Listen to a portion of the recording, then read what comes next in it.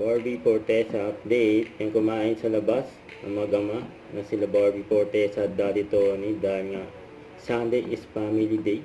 Yan ang bonding ang magama. Tapos ito pa yung IG story ni Barbie.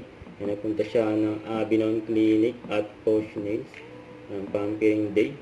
Saka nag-salon day rin si Barbie dyan sa Mark Salon. Yan, habang nagtitiktok live si Barbie.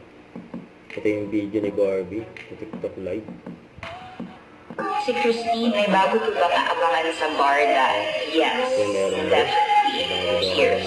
Sa Barda. I can't spill anything yet, pero yes. Hala, kung yan ang snack. Pero meron na, may date kami, definitely. May date kami ni charot ko.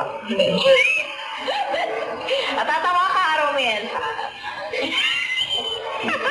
May date na yung premiere night. Okay naman. Hello. Hi, Barbie Natics. I'll see you soon. Yes. Okay, anong magandang hair color? Ayan, may tanong. May phone-in question. Sabi ni Jewel, anong magandang hair color sa mga morena? Sabi ni Jewel. Well, for morena, ayan, ash tone, brown. Actually, regardless kung anong kulay, as long as komportable ka. Oh, that's good. Diba? That's a nice advice. Pero mostly mga warm Yes. tones. It depends kung nasa ka ba, warm or cold. Kasi even morena may ano pa rin. Ah, okay. So, Siyempre, ikaw, depende. warm. Don't forget to subscribe, click the notification bell for more updates. This is Richard, the Action Vlog. Stay tuned for more videos.